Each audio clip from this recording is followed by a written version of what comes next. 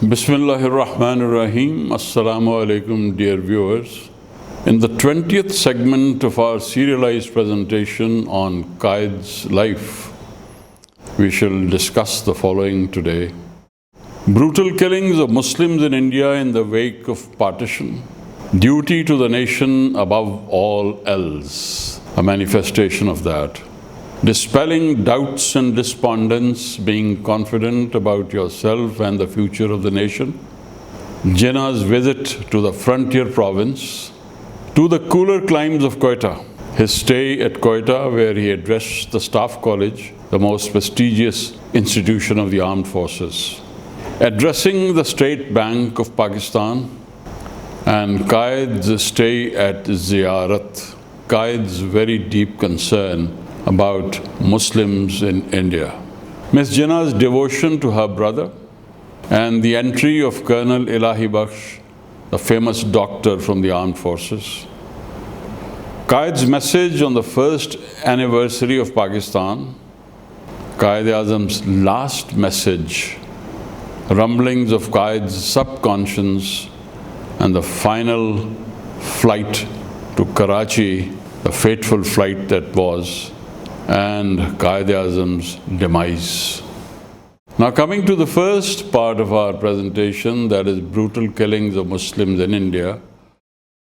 Partition brought in its wake brutal killings of Muslims all over Hindustan, particularly in East Punjab, Delhi, Calcutta, Hyderabad and Kashmir. Even Maulana Azad, an inveterate opponent of Pakistan, had to admit in his book that on the very next day after independence, the Indian cabinet received startling reports. And he said it was learned that in the East Punjab, Hindu and Sikh mobs had attacked Muslim villages. They were burning houses and killing innocent men, women and children. Azad goes on to describe the condition of Muslims in Delhi under the very nose of the government of India. Murder stalked the town of Delhi. Some Sikhs took a leading part in organizing these murderous attacks in Delhi. In Delhi, just as in East Punjab, the Indian army refused to take orders to save innocent Muslims from being mercilessly butchered. The sufferings of the Muslims of Jammu and Kashmir increased after independence. In the beginning of September, the Maharaja of Kashmir promulgated the Armed Forces Special Powers Ordinance, empowering state troops to shoot at sight those actually caught indulging in lawlessness. And strange as it may seem, even those who, in their opinion, were about to act in a prejudicial manner. This was the signal for systematic extermination of Muslims in that state. And under the pretext of this ordinance, 5 Indian battalions were rushed to Kashmir. The men of the armed forces indulged in an orgy of shooting, looting and terrorizing of Muslims, and they were soon reinforced by Hindu RSS, that is Rashtriya Swamak Sevak Sangh, extremists and Sikhs who poured into Kashmir from East Punjab to add to the misery of the panic-stricken Kashmiri Muslims. On 20th September, 2 special trains to Pakistan carrying Defense Department personnel and their families were attacked by jathas of Sikhs between Ludhiana and Amritsar. 2 days later, a Sikh jatha of 5,000 armed men with guns and revolvers indulged in wanton killing of Muslim refugees on their way to Pakistan in a train near Khalsa College, about 3 miles west of Amritsar. The gruesome tally of the dead revealed that 2,000 refugees were killed and wounded. Between 19th and 22nd September, 6 trains carrying Muslim refugees into Pakistan were attacked, and thousands of them were massacred and mutilated between Delhi and Lahore. Besides the colossal and wanton destruction of precious human lives, the trek of refugees to and from Pakistan had already commenced. Frank Moraes, commenting on the two-way movement of refugees, writes, "Not since the migration of the Israelites had history witnessed so mammoth a movement of the human race as started to cross the Punjab borders from late June 1947 until nearly a year later. Duty to the nation above all else was the dictum, the principle that Quaid always acted upon and also advocated to everyone else. Despite illness getting worse by the day, Quaid chose to listen to the voice of duty and to turn a deaf ear to the advice of his doctors. The individual in him had surrendered all its rights to the leader in him. So he was on the move from Karachi to Lahore in September 1947, about a month after his arrival in Karachi. Mir Laik Ali, who was Prime Minister of Hyderabad, flew into Lahore from Delhi to meet the Quaid. He writes he learned that the Quaid's doctors had allowed only a few people to see him and had advised him not to work for more than 1 hour a day. The meeting between the two, where they discussed the grave issues of Hyderabad and Kashmir, lasted for 3 hours, putting him 1 hour behind his luncheon time of 1 o'clock. Laik Ali records, later I learned that the strain of more than 3 hours of discussion with me had given him a fresh attack of weakness and a rise in temperature which lasted several days. After a few days at Lahore, the Quaid returned to Karachi. Once again, he was in Lahore towards the end of October, after 3 anxious weeks in Karachi. Achievement of Pakistan had meant for him only the end of one phase of his life and the beginning of another phase, equally important, of consolidating Pakistan and ensuring its stability. He was not going to desert his post in the crucial period of crisis through which his nation was passing, and he did not spare himself one bit. Dispelling doubts and despondence. There were clouds of despondency hovering over the skies of Pakistan, and he wanted to infuse cheer and hope to dispel any feeling of frustration and dejection. Addressing a mammoth rally at the University Stadium in Lahore on 30th October 1947, he said, "Some people might think that the June 3rd plan was a mistake on the part of the Muslim League. I would like to tell them that the consequences of any other alternative would have been too disastrous to imagine. Time and history will prove that. On the other hand, history will also record its verdict on those whose treachery and machinations let loose forces of disorder and disruption in this subcontinent, causing the death of lakhs, enormous destruction of property, and bringing about suffering and misery to many millions by uprooting them from their homes and hearths and all that was dear to them. The systematic massacre of defenseless and innocent people puts to shame even the most heinous atrocities committed by the worst tyrants known to history. We have been the victims of deeply laid and well-planned conspiracy executed with utter disregard of the elementary principles of honesty, chivalry, and honor. We thank Providence for giving us courage and faith to fight these forces of evil.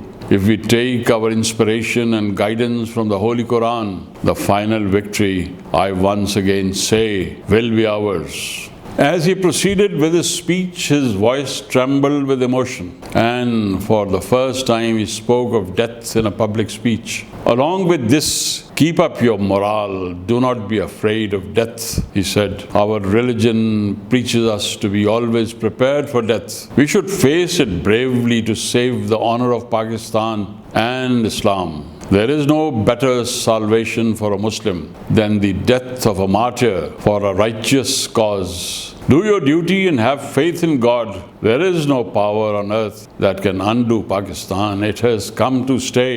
He had done what he could as the head of state in the interests of the incoming refugees and satisfied that they would receive all necessary attention. He returned to Karachi. The emotion of the occasion, aggravated by the sufferings of his people had worn out not only his body but also his spirit and soul. He was once again in bed, laid up with exhaustion and mounting fever. In the meantime, pace of work of the government of a country that had just emerged, starting its work from scratch, went on increasing from day to day. Files were pouring in. Ministers and secretaries came to seek his advice, and peace and rest were impossible.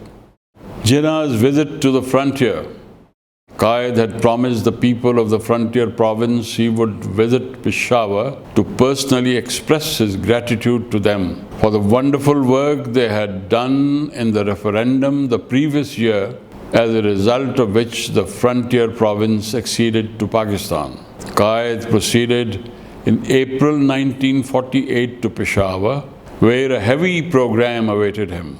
In his address to the students of Islamia College on 12th April, he said, "On this occasion, the thought in my mind is the support and help that the movement for the achievement of Pakistan received from the student community, particularly of this province. I cannot help feeling that the unequivocal and unmistakable decision of the people of this province to join Pakistan, which was given through the referendum held last year, was helped considerably by the contribution made by the students. I take particular pride in the fact that the people of this province have never and in no way lagged behind in the struggle for freedom and achievement of Pakistan."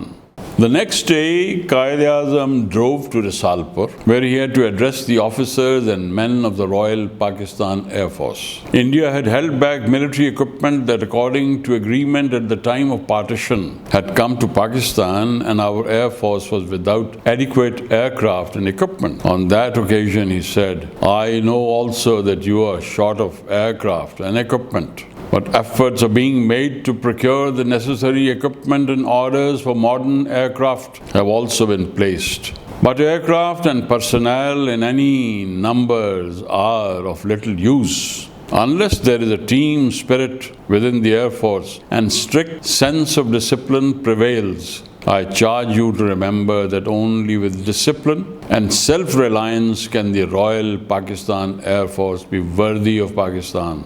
On 14th April, he called a meeting of civil officers at Government House in Peshawar. He met many of them, mixed freely with them, and in an informal talk to them, he said, "The first thing that I want to tell you is this, that you should not be influenced by any political pressure, by any political party or individual politician. If you want to raise the prestige and greatness of Pakistan, you must not fall a victim to any pressure, but do your duty as servants to the people and the state, fearlessly and honestly. Service is the backbone of the state. Governments are formed, governments are defeated, prime ministers come and go, ministers come and go, but you stay on. And therefore, there is a very great responsibility placed on your shoulders. You should have no hand in supporting this political party or that political party, this political leader or that political leader. This is not your business. Whichever government is formed according to the Constitution, and whoever happens to be the Prime Minister or Minister coming into power in the ordinary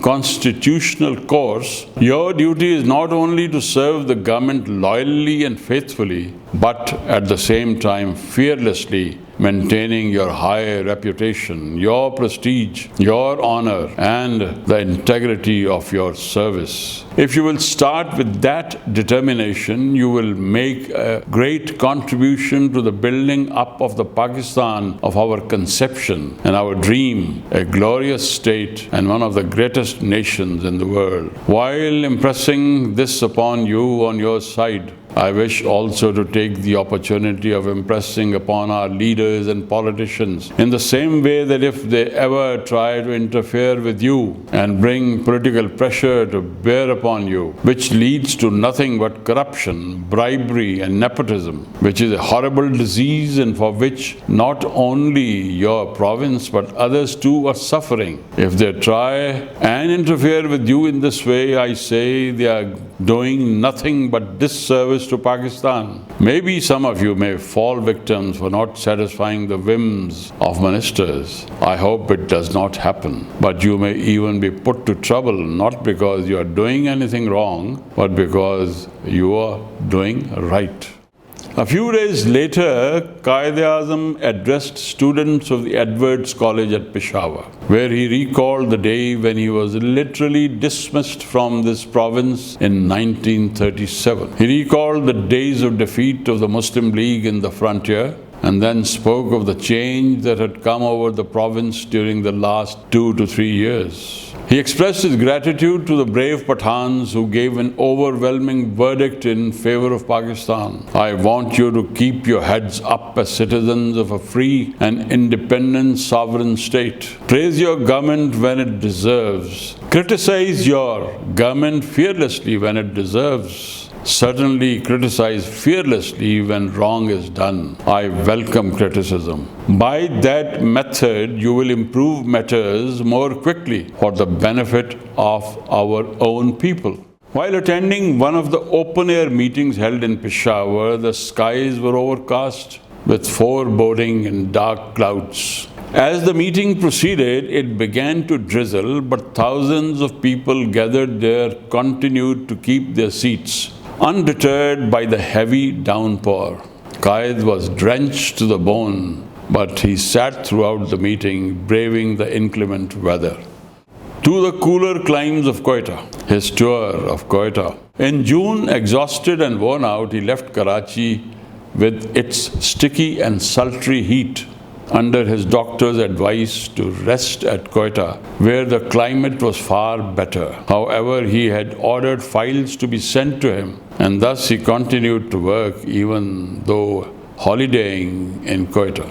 Occasionally, he accepted to attend public functions that were sought to be arranged by different sections of the citizens of Quetta, using these occasions to make his views known on important problems facing Pakistan at that time. While replying to a welcome address presented to him by the Quetta Parsi community, he said, in the very nature of things, it will take 18 months to 2 years before the new constitution of Pakistan is ready. Continuing his reply to the address, he dwelt on the problems of minorities of Pakistan. You know that it is the policy of my government and myself that every member of our community, irrespective of caste, color, creed, or race, shall be fully protected with regard to his life, property, and honor, and that there should be peace in Pakistan and law and order should be maintained at any cost. The following day, he addressed the officers of the Staff College, Quetta,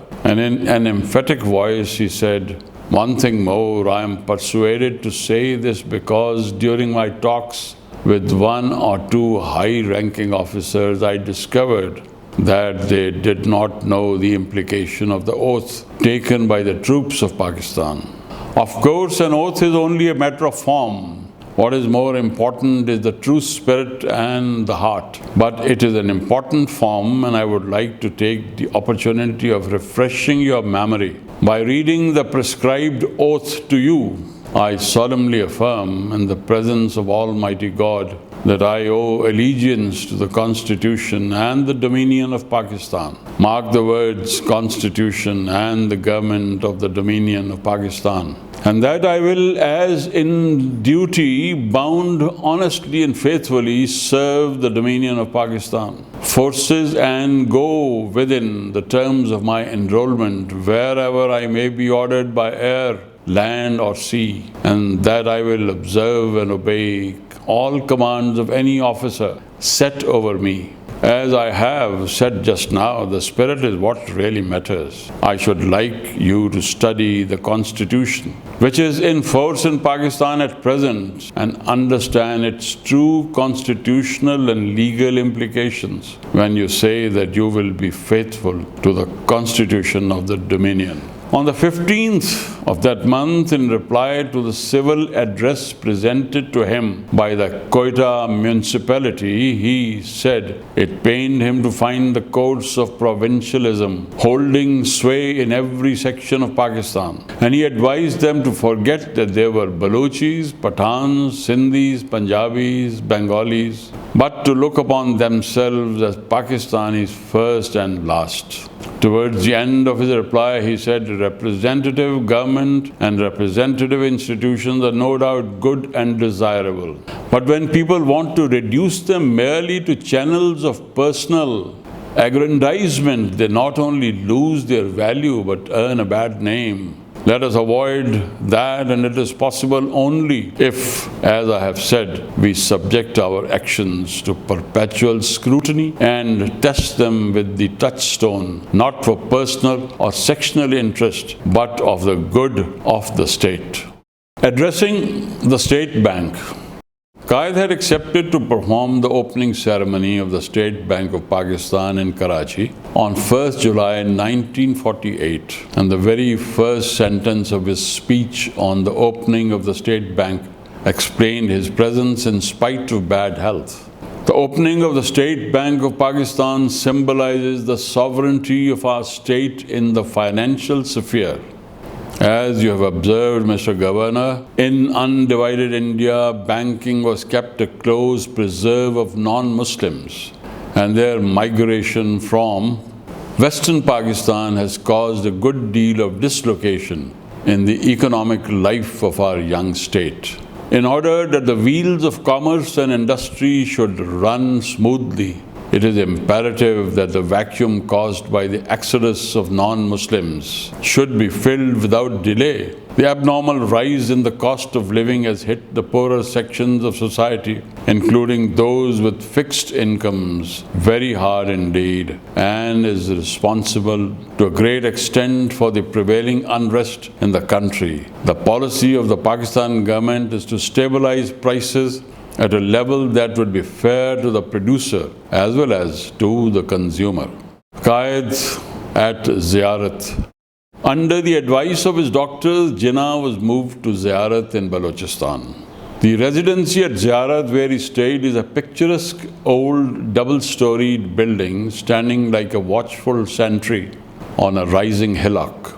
It has spacious lawns and gardens where the birds sing their morning hymns and their vespers, and the sweet-smelling junipers spray the breeze with their fragrance. Lieutenant Mazhar Ahmad, one of his ADCs, describing Quaid-e-Azam's days at Ziyarat, wrote, and I quote, "Here was neither the heat of Karachi nor the formality of the Governor-General's house. Here the Governor-General was just Quaid-e-Azam, and Quaid-e-Azam was just a man on a holiday. In the sitting room, jokes were cracked, yarns were spun, discussions were prolonged, and even the ADCs talked. Quaid's deep concern about Muslims in India. One day, while speaking to Lieutenant Ahmad, the Quaid expressed his horror at the massacre of Muslims, men, women, and children, and the reign of terror let loose against them in India. The Quaid said to Lieutenant Ahmad, it was nothing short of war, undeclared war, but complete war on us. I can understand them wanting to kill me, for to them I was Pakistan. If I ceased to be, Pakistan would cease to be. But I cannot understand anyone throwing poison in a well, which was the only source of supply of water, to a hospital where mercilessly butchered women and children were being nursed. It is not human. It is not even beastly." Miss Jinnah's devotion to her brother. It was obvious to those around him at Ziyarat that his health was fast deteriorating, and Lieutenant Ahmad writes, Miss Fatma Jinnah, who for years had been the Quaid's sole companion, and who shared with the people of Pakistan their fanatical love for him, in those days of ill health, look after the Quaid-e-Azam with an affection and devotion which only a sister is capable of. Often she would go without sleep for nights on end, nursing him, humoring him, reading out to him, or just sitting by his side. Quaid-e-Azam's immense love for his sister was returned by her, if anything with greater warmth. Her name for him in affection was Jinnah, but he called her Fatima. Lieutenant Ahmad continues towards the end. Though he continued to wear the clothes that he had, he stopped buying cloth manufactured in foreign countries. Homemade cloth, though coarse and hand-spun, found its way into his wardrobe. Miss Jinnah paid visits to Quetta handloom factories to give them encouragement.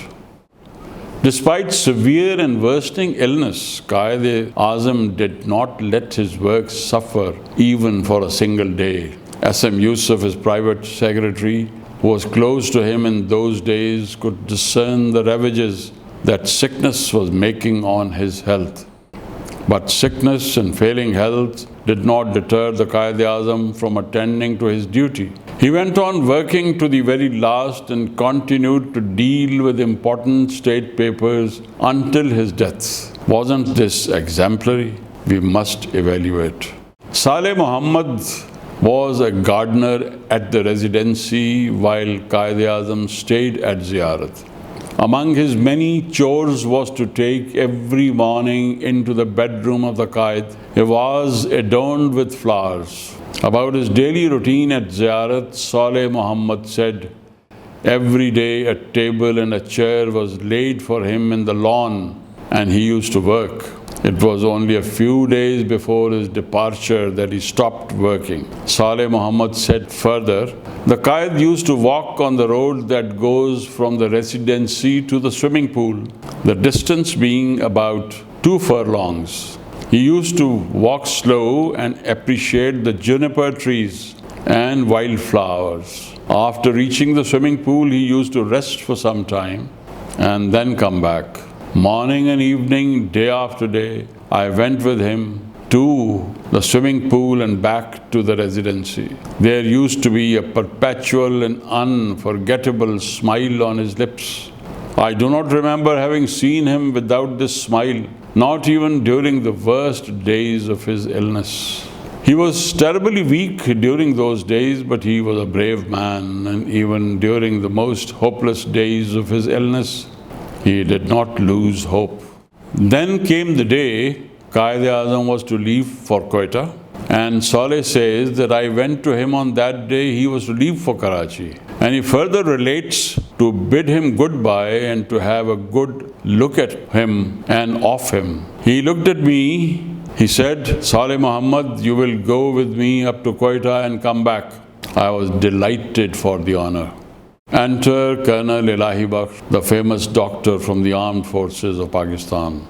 Condition of Quaid-e-Azam was getting worse every day, and Colonel Elahi Bakhsh, an eminent physician, was summoned to Ziyarat towards the end of July. Colonel Elahi Bakhsh examined his patient on whose health depended so much. Quaid wanted to stand by his post as long as he could, for he believed man can only struggle to the best of his light. What does it matter if the tongue of destiny is always dumb? Under pressure from his doctors, he was ultimately forced to give all work connected with his official duties as Governor General. Disappointed, the Quaid kept himself away from his files, hoping he would be soon well to tackle the problems of Pakistan at this difficult period of history. No visitor was allowed to see him. But when M.A.H. Isfahani, Pakistan's ambassador to Washington, and one of the lieutenants of the Quaid came to the residency at Ziyarat, an exception was made in his case. Having talked with Quaid-e-Azam for about half an hour, Isfahani realized that the great leader who had meant so much to the Muslims of this subcontinent was in very bad health indeed. Opinion and findings of Dr. Elahi Bakhsh were confirmed by a team of doctors who arrived from Lahore with necessary diagnostic equipment. Towards the end of July, Liaquat Ali Khan arrived in Ziyarat accompanied by Chaudhry Muhammad Ali, Secretary General of the Cabinet, and he expressed his desire to see the Quaid. Such was the camaraderie amongst these soldiers. Quaid's message on first anniversary of Pakistan.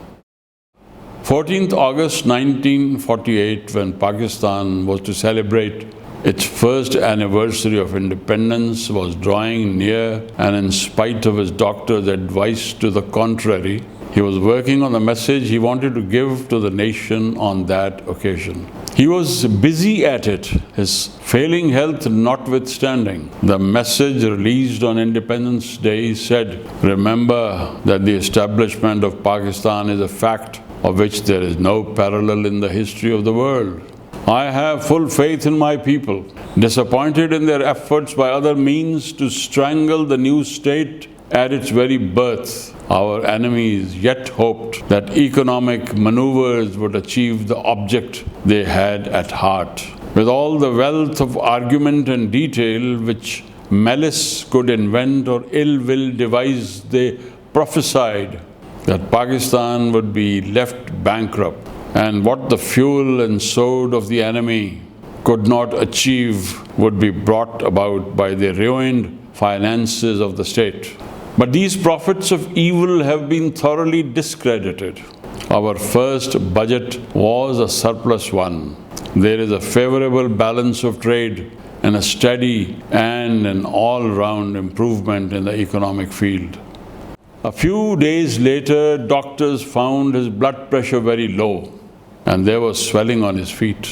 After a prolonged conference, the doctors held that, in their opinion, the altitude of ziyarat was not good for him in that condition of health. The Quaid agreed with their suggestion, but wished to be shifted to Quaid after 14th August. The doctors were, however, not prepared to wait until then, and so ultimately, under doctors' advice, Quaid-e-Azam left ziyarat for Quaid on 13th August 1948. His health began to improve, and Dr. Ilahi Bakhsh suggested he should start attending about an hour a day to his files in order to engage his active mind in some light work.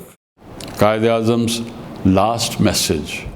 Eid al-Fitr was to fall that year on 27th August, and he was busy preparing his Eid Day message to the nation. In his message, he wrote, "It is only with united effort and faith in our destiny that we shall be able to translate the Pakistan of our dreams into reality." For us, the last Eid al-Fitr, which followed soon after the birth of Pakistan, was marred by the tragic happenings in East Punjab, the bloodbath of last year and its aftermath.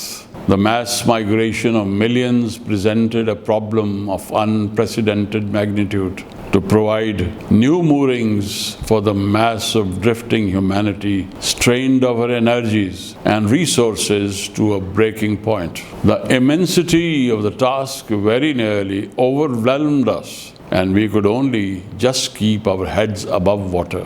The brief span of 12 months was not sufficient to see all the Muhajirin settled in profitable employment in Pakistan. Considerable progress has been made in resettling them, but a good many remain to be rehabilitated. We cannot rejoice until every one of them has been put on his feet again. I am sanguine that by next Eid this formidable and intractable problem will have been solved, and all the refugees absorbed to Pakistan's economy as useful members of society. Continuing his message, he wrote, "My Eid message to our brother Muslim states is one of friendship and goodwill. We are all passing through perilous times. The drama of power politics that is being staged in Palestine, Indonesia, and Kashmir should serve as an eye-opener to us. It is only by putting up a united front that we can make our voice felt